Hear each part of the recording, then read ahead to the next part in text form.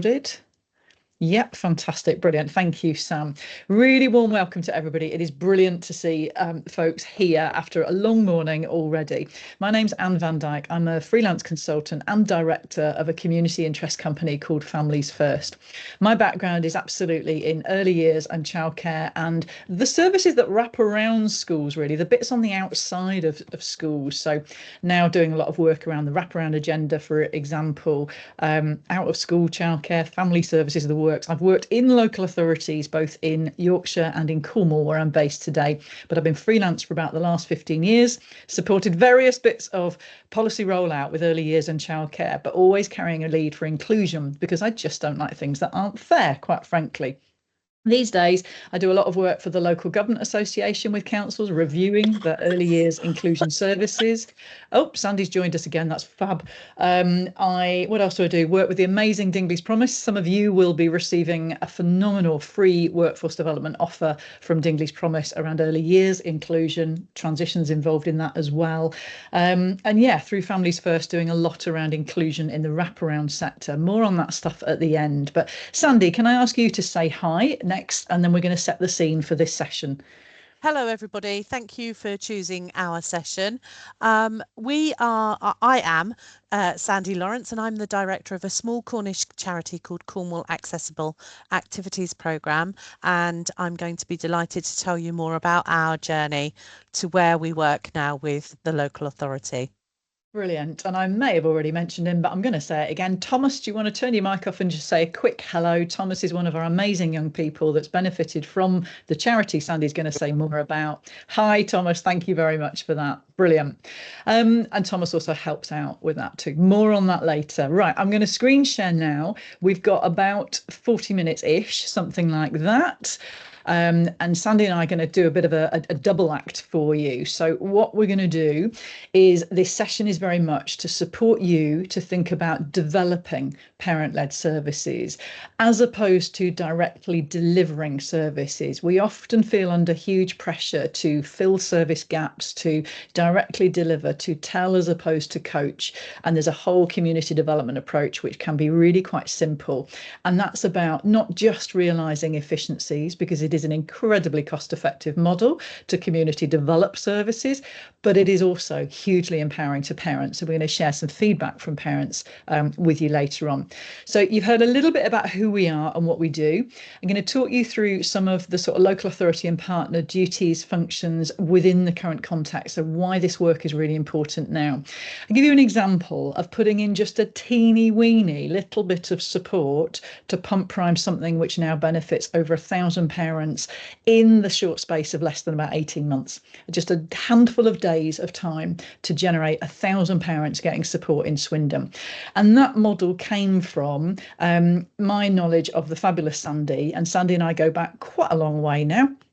And Sandy is then going to tell you about her involvement in pump priming, setting up Cornwall Accessible Activities Programme.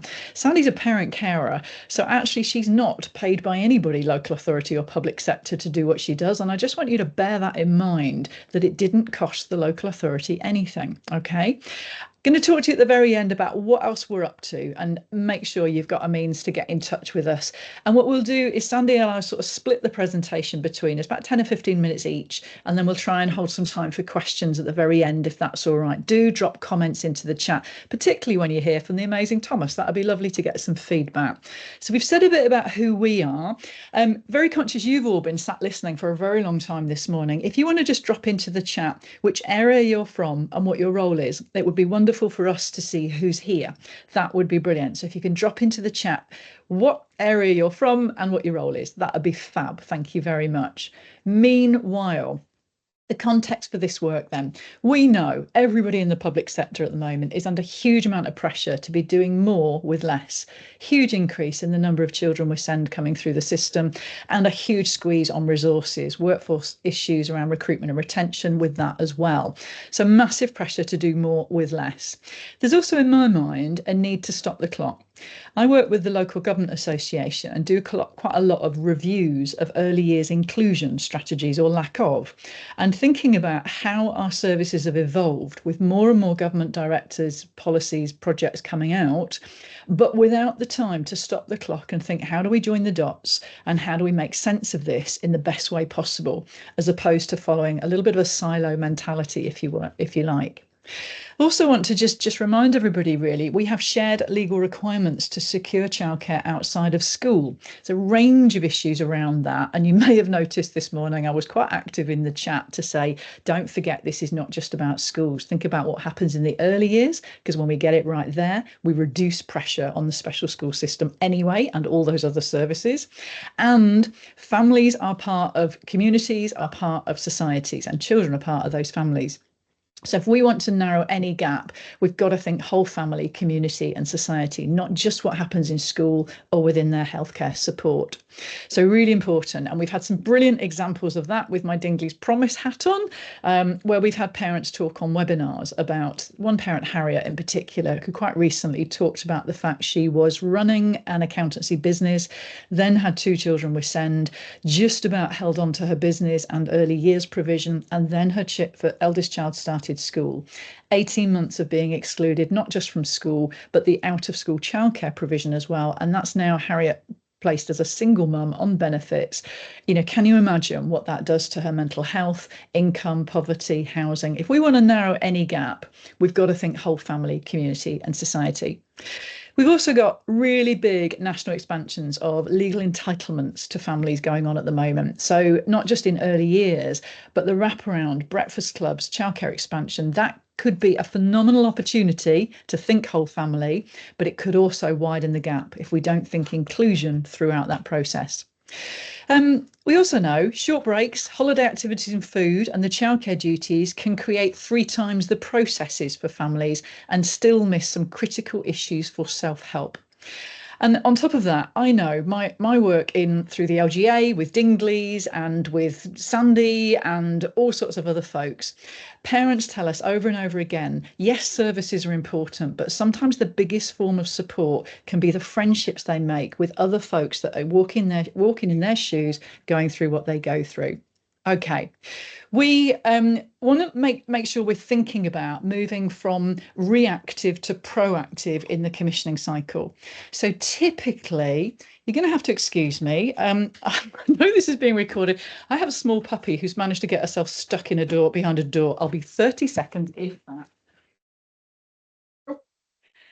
Okay, right, back in the room. Thanks for your patience, folks. So typically, in terms of service planning, we hope we're looking at a comprehensive needs analysis when we're thinking about how we deliver our services, considering a population needs analysis, for example. Who are we trying to reach? Who are we trying to narrow the gap for? It's also about then establishing a joint understanding of our statutory combined, wider statutory and financial requirements, thinking about resources. And then the next bubble here, the blue bubble for me, is the one that often gets forgotten. When we're under pressure, when we've got service gaps, we quite often immediately think about what do we deliver or what do we commission, as opposed to what might we develop to best meet those needs. And that's what I'm going to talk you through now. So we've got 2 case studies for you. Sandy is going to steal the show, but I wanted to just show you almost from a local authority and health partner perspective, how a little bit of resource can make a phenomenal amount of impact. So I, as well as knowing Sandy for 100 years now, I also worked with Swindon Borough Council 2 or 3 years ago now to review 3 service areas which were being received separately by families with different criteria, same families going through 3 processes really. And that was around short breaks, the holiday activities and food programme and the out of school childcare offers. Because often our families are trying to juggle a half place to meet a work need, a childcare need. You know, there's no reason why a childminder couldn't be providing a short break with the right processes in place, but 3 different activity routes, 3 different programmes, 3 different referral processes for often our least advantaged families of children with SEND. So we reviewed all of that by talking to the different service areas, by talking to families, of course, very importantly. And one of the biggest gaps we identified, as well as streamlining all of that, was key families were saying over and over again, holiday activities for the whole family, which are inclusive, were just missing. So one parent in particular, Jenny Watts, who runs the Swindon service I'm going to introduce you to next, told me on a call that she spends a lot of the 6-week holidays just driving around trying to find a playground or a park which is secure, so fenced, and not full of other young teenagers, so her children can really explore and enjoy that activity. So actually driving around made up an awful lot of her time in the summer holidays. Not great, not great. And of course, the school holidays are a bit like falling off a cliff for a lot of families. You know, you lose the structure of the school day, transport, a meal often, connection with other young people and children and other families too. So it's a bit like falling off the cliff. And actually, for some families, the 6-week holidays can plummet them into poverty if they've been just about holding a job down that supported term time working and then wasn't there during school holidays. But we know resources are extremely tight. None of that takes a brain surgeon. I've got it going on in the background. I'm so sorry, folks. So what happened in Swindon? I worked with Jenny and a very small group of families who were an absolutely brilliant group of movers and shakers. And we went from really just it was about 6 or 7 meetings I did with them online, and a minimal amount of steer really to get them contemplating what they could do. They now have, just 18 months later, over 1,000 families on a Facebook group. They're running activities themselves every school holidays. They're running weekly walks, discos for teams, and a whole ton more of new connections for families. It's about families being supported by other families who are in the same boat.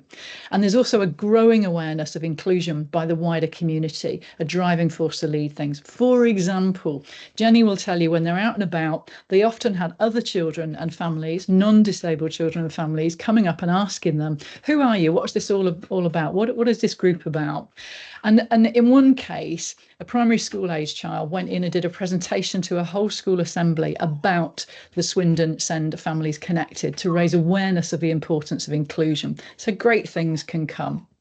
I'm going to hand over to Sandy and try and rescue a puppy and a cat in the background while I do that.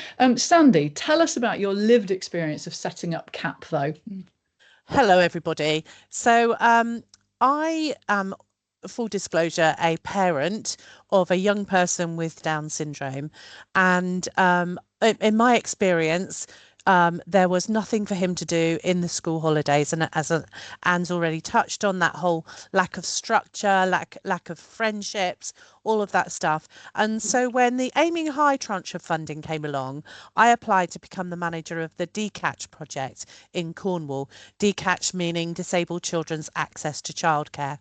And that programme ran from 2008 to 2013, when the local authority decided to cut that programme. And I got together a small group of parents. We sat round a table in Asda's and we said, well, instead of moaning and begroaning that there's nothing for our children, let's do something for ourselves. And initially we set up as just a small community group, accessing group discounts at various theme parks, and doing exactly what Swindon are doing now, meeting in free places like going for a walk around our local forestry, in Cornwall, the beaches, all of that stuff. We now are, we registered as a charity in 2016. We are now, so 2013, 12 years old this year. And we now have 1,500 members registered with us, aged 0 to 25. Being a parent of a child with additional needs, one of the things that I absolutely hated was having to constantly tell our story and constantly fill in forms. So my ambition for CAAP was not that if your child has already been assessed as needing an EHCP, why should I, as the lead of CAAP, question that? So I didn't question that. I now say, if you have an EHCP, or if your child or young person goes to specialist education provision, they are automatically able to become members of CAAP. However, there are a group of children, young people, who are just above the threshold for EHCPs, but they cannot still attend mainstream activities. So to make sure that we cap capture those children. We say that if your child doesn't meet the EHCP or specialist provision, then they can be referred to us by a professional involved in their care that knows that they can't attend mainstream activities. So what a big part of setting up CAP was making sure it was easy for families to join and to attend our activities. So we provide an activity every single day of every single school holiday, every weekday. And we do, Thomas is going to tell you a little bit about what he's done with CAP, but my son, for example, has flown an aeroplane. It was for a millisecond because the pilot realized that they were doing a nosedive, but he was able to go back into his education provision and say, this is what I did in my school holiday, which is really important for their self-esteem and just to be part of, he went to mainstream education. So it was really important to him to be able to do that. But more important, as Anne's already touched on, we have a Facebook group where the parents give and receive support to one another. So if you are struggling in any aspect of parenting a child or young person with additional needs, you can go on and ask that question in a very, very safe environment. So that's really important to our families, and it's part of a big part of being excuse me, of being part of CAP. Sorry about that. So we do all sorts of things. We do really cheap things like going to the beach or going to the forest, or we do slightly more expensive things, and we get funding to subsidize things from children in need, from the lottery, from local grant givers. We do our own fundraising. So it's we actually don't take any money from the local authority, with the exception now of the holiday activity fund funding. So what we've found with the HAF funding was that families with children with additional needs didn't feel welcome at the mainstream providers. And a couple of years ago, I got a phone call 2 weeks before the start of the summer holidays from the HAF programme in Cornwall, who said, yeah, well, you need to help us. We've got no children with learning disabilities, physical disabilities attending our activities, or a very low take up. Can you help us? And so one of the things we do now is that we provide free school meals activities with along with any members who aren't on free school meals. It's a completely mixed group, and the free school meals program pays for that. Which is really important, because some of these families, even though we subsidise heavily our activities, sometimes if you've got 4 or 5 children in your family and you want the whole family to go to a theme park, it does become very expensive. And also, it's really important to say that families need to grow their confidence about going out into the mainstream. So we work with mainstream providers to improve their inclusion. We work with theme parks to make sure that they know they have disability equality training. That was really important to our local theme parks. We also we worked with Newquay Airport, and we trained everyone at Newquay Airport to use Makaton to welcome passengers who may not have speech as their first form of communication. So our reach, we're getting into lots of different pies across the county, but really importantly, we work in co-production with the local authority, children's services and adult services, and particularly those families who are accessing transition from children's to adults. We do a lot of work with the adult social care, but we don't actually take any money from them. So 50% of our referrals come from the local authority, and we don't charge them for that. We just take these children on as long as they meet our criteria. That's absolutely fine. We do take HAF funding, but you know, it is no cost to the local authority in reality. What I'm going to introduce you to Thomas now, and Thomas has been a member of CAP since its inception back in 2013, and he's going to tell you a little bit about what he likes and dislikes, and hopefully not dislike, about CAP. So Thomas, say hello to everyone. Hello everyone. Good afternoon. Okay. So CAP, tell us a little bit about what you've done with CAP, Thomas. Well, of course, like what I've done with CAP is like I've over the years, I've helped CAP. I've helped CAP a lot over the years. I have, which is a good thing. You've been a shiner. Of course, I became a shiner. I became a shiner when I was younger. You were the first shiner as well, weren't you? I was, yes.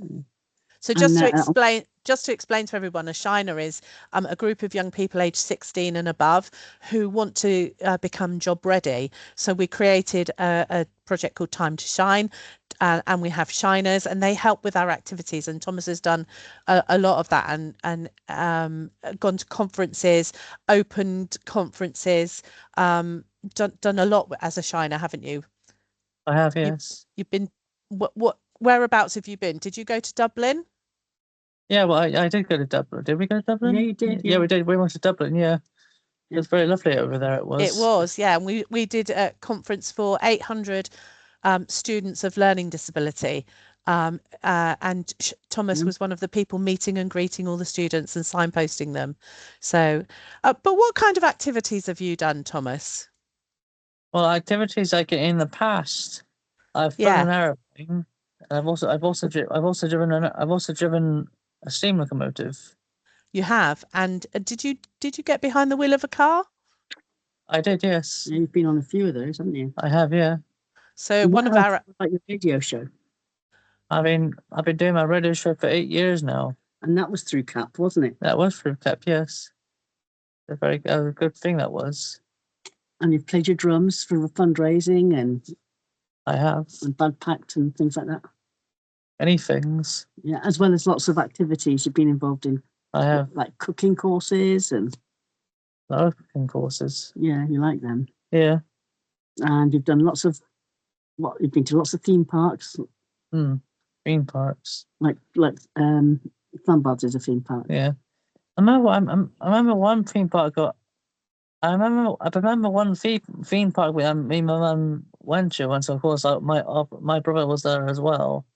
Have any of you heard about Blackpool, Pleasure Beach? Well, but that wasn't part of CAP. That one. Oh, my apologies. Right, okay. But Flambard's, Creeley, I know. Dairyland, all of those places were, weren't they? Yeah. But I think Thomas has made a good point there, because being part of CAP has given both Thomas and Heather, his mum, is that confidence to go other places and do other things. And that's a big part of being a member of CAP, is that you may be shy, you may have difficulty taking your children out because of certain behaviors or things, but as a family of families, we can go out and we can give the children and young people those opportunities for them to then go out into the mainstream and do them on their own. So it's a bit of a stepping stone, and that's really important for families, to feel that they are growing and learning, and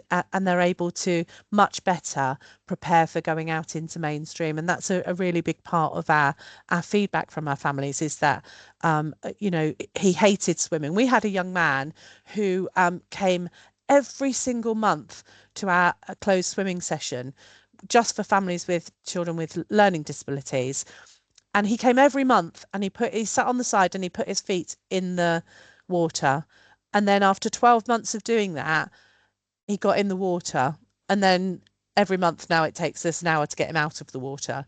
So it's really important to give the children those opportunities. Have I forgotten anything, Anne? Now, I think, Sandy, we've got a question for Thomas. There's a lot of love coming in the chat for you, Thomas. People really interested in what you've been doing and really loving what you've shared there.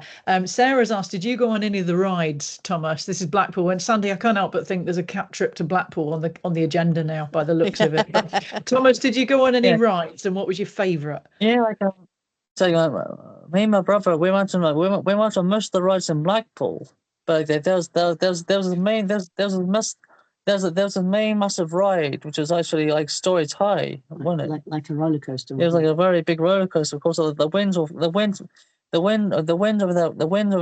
in Blackpool was so high, like the ride was closed because it was too dangerous. Oh, You wow. missed out on that one, which you were gutted about, weren't you? I was, yeah. Thomas likes his rides. I Yeah. kind of breathed a sigh of relief there. I was quite afraid of all the rides you were talking about. You got a stronger stomach than me, but Thomas, thank you so much. Thank you, Thomas. Yeah, and You're Sandy as well. And if everybody wants to just show Thomas some love in the chat now, that would be brilliant. Thank you so much for joining us. Heather, if you click on the chat button, you'll see some of the messages that are coming through for Thomas. Okay. Brilliant. So Sandy and Thomas, thank you so much for sharing. I thought you don't want to hear from me and my bit, but I'm going to bring it back now to things that you can do. But just before we do that, there's a whole host of things there that have grown from CAAP, as Sandy said. And I just want to highlight the photo up in the top right. For me, it's top right corner there. It's a graduation event that happens, which really it just lifts the young people as they're leaving CAAP, and again supports that work readiness. It gives them a reference, if you like. So, whatever the young person's name, and then they get a scroll with, kind of a recognition of their skill or what they're particularly good at. That's so important. These young people may not get a graduation event of any sort other than this. So it's phenomenally important. I loved that event, Sandy. We've got to do that again. Red carpet, big ball gowns, incredible heels, the young people choosing the menu. We've had chicken nuggets at the Headland, not the Headland Hotel, at the Tregenna Castle at St Ives. Just awesome. Absolutely brilliant stuff. So some amazing stuff. But this is not just about how the young people develop in terms of their skills, confidence, experiences, connections, and that kind of leaving the system element as well. I often get asked, well, hang on a minute, how do you do this? Because these families are the families that are most stretched in every way possible. They're the families that need support the most. So how can we expect them to be running services? Well, I periodically talk to probably 60 or 70 families as wearing my Dingley's hat, or with Sandy and gang or the local government association. And what I hear back from families that are involved in projects like this are some really top positives, really. So friendships, peer support from folks that know. There is nothing like somebody saying, yep, I get it, I've been through that too. That just normalizes something and reduces your anxiety, as well as makes a connection and often an advocate for you. Support when out and about. Sandy and co talk brilliantly, and as does Jenny in Swindon, about the fact that sometimes children may have a complete physical and mental meltdown out and about. And I've heard Sandy talk about CAAP, kind of the families of families circling around that child to kind of protect them from prying eyes, if you like. And that also raises awareness of what's going on for these children at any one time. Advocacy can be key. Some of the help that's offered through the CAAP Facebook group is absolutely phenomenal. Same with Swindon. It literally life-changing at times. Information sharing about processes, about the EHCP process, for example. Again, it can normalise and support families and broaden thinking. Thinking about what good, universal, inclusive provision looks like, as opposed to purely specialists, for example. Brings new skills and experience to the families as well. And one of the biggies here for me, I'm not going to go through all of these, is being part of influencing change. As a parent carer, I think you can often feel so disabled, oddly enough, by the entire system. You spend all day it does feel very much like a battle for the things that a lot of other families can take for granted. So actually being part of positive change, sometimes for the next generation, can be hugely empowering and support your mental health. I get that fed back to me over and over again. So okay, that's the brilliance of CAAP and the Swindon setup there. I want to bring this back now before we pause for question around what you can do in terms of this. And you may not be able to suddenly magic a whole new community development worker who can go out and set up groups like that. Wonderful though that would be.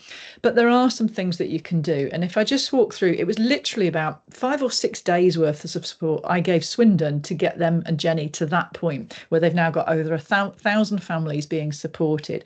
First things first, it was about encouraging connections. It was about finding a common challenge and then bringing those people together. All of that support was online, by the way. It was really cheap and goes a hang of a long way. Bringing families together over a shared challenge in particular, and then building those bridges, building those connections. So proactively encouraging families to get in touch with each other outside of the meetings. thinking about developing as opposed to delivering. So the families themselves were encouraged to think, what are the solutions out there? We had Sandy come and talk to the group very, very early on about CAAP, which inspired them to go on and do what they're doing now. They needed some support in terms of a direction of travel, because our families are incredibly busy dealing with all sorts of crises, often medical crises in the background, let alone no sleep for the last goodness knows how many years. So a little bit of direction, just collecting the actions, reminding them next time, thinking about what is it we want to achieve. Who do we know locally that's got the skills to set up a Facebook group, create a website, create a membership system? And then later on, they're now thinking in Swindon about registering as a community interest company. And my bit was with CAAP was an absolute honour to register them as a charity back in the day. And then finally, my role with this process is step back and leave them to it. You know, if the connections are there, then it will stand on its own 2 feet. So then things you can do, even if you can't magic some time or resource to do just that little bit that can get you thousands of parents supporting each other. Proactively encourage connections. I've just finished doing some work with the amazing Solihull, their family hubs managers there and leaders, and we talked about how we could encourage connection and community development through the day-to-day activities. So every time they're running a parenting group of any sort with any families now, built into the system is what can we do to encourage that connection? And it might be setting up a WhatsApp group with families that want to take part in that so they can carry on talking to each other. It might be at the end of a parenting group saying, do you know what, folks, if you want to come and use this room next week, it's here for you if you want to meet and carry on the conversation. From little acorns like that, great things like CAAP can grow. Remember, Sandy said it was around the table in the canteen in Sainsbury's that they really started to motor with this. So deliberately developing as opposed to directly delivering can be key. Signpost and use your local experts. Each and every one of you will have some sort of community sector forum that are doing volunteer recruitment, training, all sorts. You can often bring free training as well as support around, do you want to stay a voluntary organisation? Do you want to register as a community interest company or a charity? That sort of advice and infrastructure support, as well as connections to other groups, can be incredibly useful. And of course, the final bullet there, let us know if we can help. So I've got just one more slide. I want to just flash at you some of the other things Sandy and I are up to, and our contacts are there. You'll have the slides afterwards if you haven't had them already. Training consultancy, you know, that's available. If you want us to come and talk to you, support you setting up something like a CAAP, we are very open to that. And from my perspective with the community interest company, we're also directly delivering some training there. My Dingley's hat offers a lot of training as well, so do talk to us. I've done a lot of work through the local government associations, supporting different local authority areas to think about that moving from delivery to development, because sometimes it involves moving to a coaching role. We've got teams that are brilliant at working very protectively with their families or their providers of early years or out of school provision. And actually, sometimes they need to step back a bit and develop more of a coaching role to encourage that self-help rather than here's a need, we're going to write a course and tell you what you need to do. It's a subtle shift, but it works really well. Through the community interest company, again, Families First, we are working with 5 areas now, growing on a daily basis to deliver some online inclusion training, safeguarding training and business planning for inclusion, to really get those out of school sectors thinking about, hang on a minute, if there are roughly 14-15% of the population of young people that have got SEND at any one time, how come I've either got none in my setting or I've got 50% because I'm brilliantly inclusive. So we're having those conversations and supporting inclusion with sometimes some incredibly very, very cheap solutions. And we find over and over again, when we get it right for children with SEND, we tend to get it right for all children in those sectors. I've done several early years inclusion service reviews. I'm passionate about the early years because when we get it right there, we are seeing over and over again, actually, we reduce pressure on the system from when children start school, both in terms of special school places and often those wider services as well. And of course, the new entitlements rolling out from 9 months provide some massive, just game-changing opportunities for getting inclusion right from day one for our families. And a quick plug here with my Dingley's Promise hat on. I'm quite dizzy from all the hats that I'm wearing this morning. Transitions for early years children with SEND. We have a webinar coming up on the 17th of March, which is entirely free. It's in the morning, and we're talking about transitions for early years children with SEND. A lot of the lessons we learn there, again, support all children. And when we get those transitions right in the early years, moving into school, actually what we do is give children, young people and their families change management skills, really, change for life skills that they carry through any other transition. So do get in touch with us afterwards. I'm going to stop the slides now. We've done a lot of talking at you. Please do pop your hand up if you've got a question for us now. We've got about 10 minutes left, and we're going to have a quick scan in the chat to see if there's any questions there. Marianne. Just while you're looking there, it's just to say that we haven't got chat enabled, so we can't access the chat. That's fine. Just want to let you know, Heather and Thomas, there's just tons of love in there for Thomas to say a massive thank you, Thomas, for sharing your experiences. We will cut and paste that and send it over to you later. I'm sure between Sandy and I, we can do that so you can see it. Sandy's put her contact in the chat as well. Mariana, did you want to come in and add anything? I can see you've left some fab comments in the chat. No, it was just wonderful to hear. And yes, as I said, yeah, that's what we need more, without doubt. Just sort of, more people just sort of taking control a bit and just sort of doing what they can with, you know, maybe less direction and sort of, you know, less need to sort of be judged about, you know, what they have in mind. I think local communities can find solutions. Yeah, and that's lovely to hear.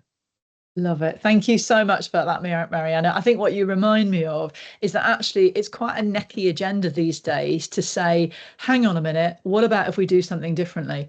We get very, very caught up in the, here's the policy, here's the service gap, this is what we need to deliver. Instead of that stop the clock, what would it look like if we could take a blank sheet approach, which often we're sometimes met with, but that's non-statutory. How many statutory functions does something like CAAP actually tick the box for when we get that right? You know, it's phenomenal. It's just a different way of doing things, really.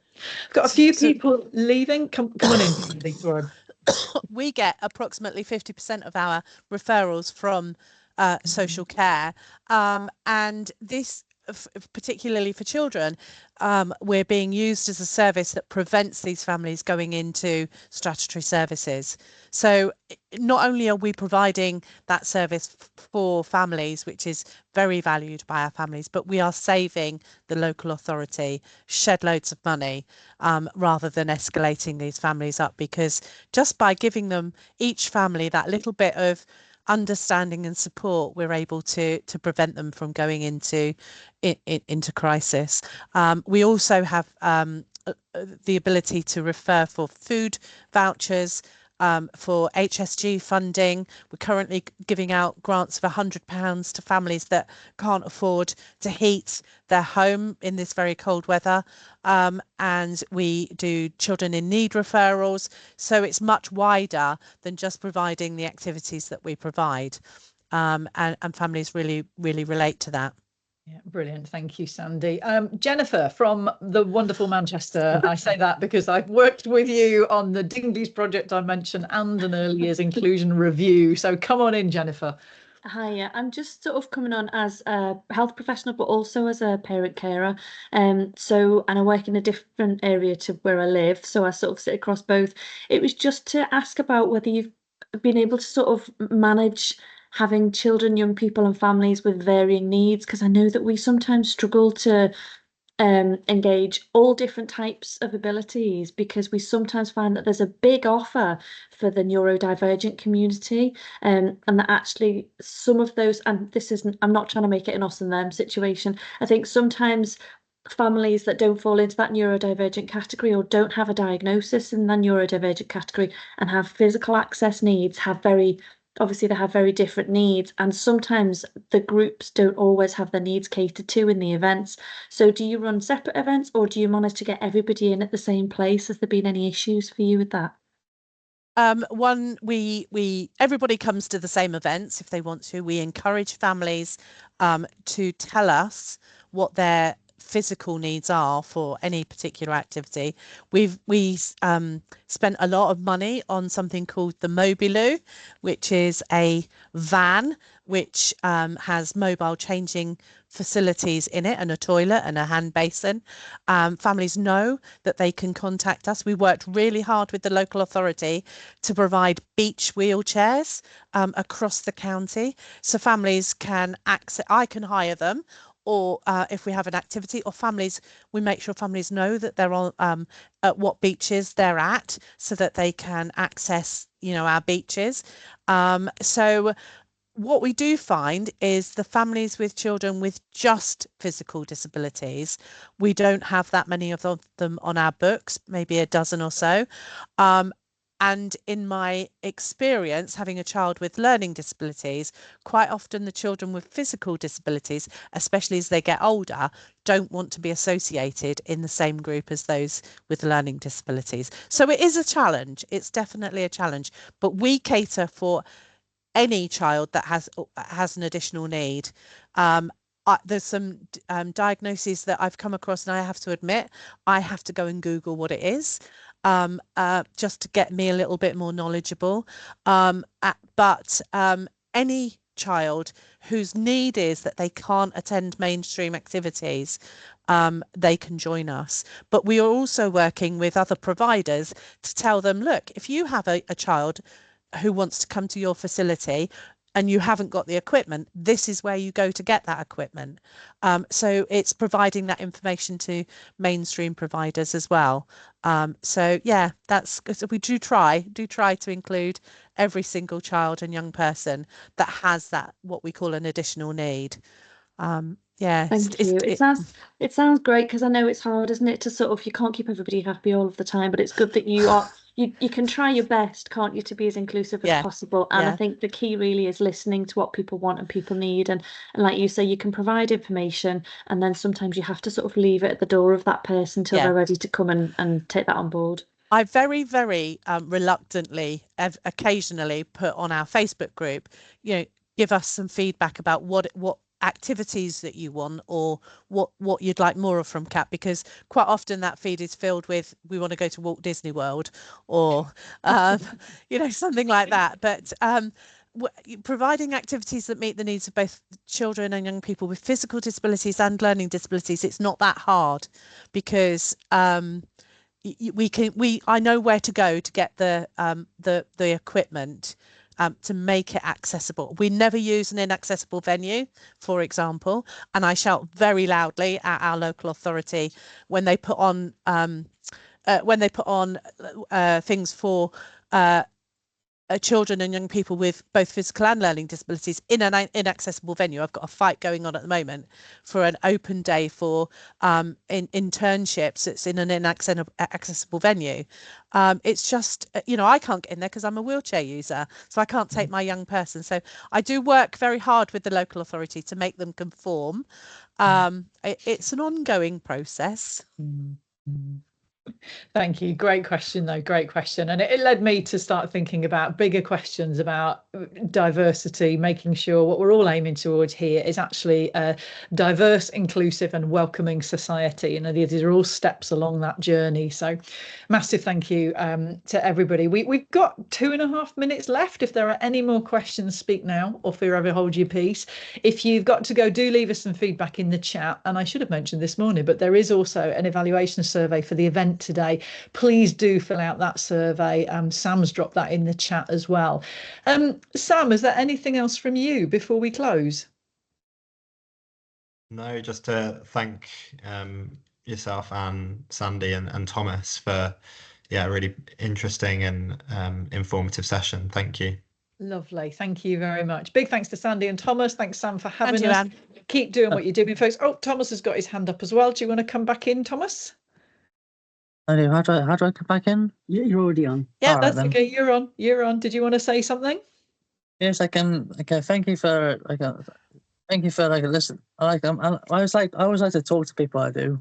Yeah. And what did you want to say about having a CAAP everywhere? It's like it would be nice. It would be nice if we actually had CAAP. If we actually had CAAP everywhere. Yeah. Brilliant. We think so. We think so. Come and talk to us all if you're interested in that, very much so. Thank you, Thomas. Thank you, everybody. Thank Keep you, doing what everybody. you're doing and have a good rest of your day. Take care, Thank folks. you. Bye. Bye-bye. Bye bye, everyone.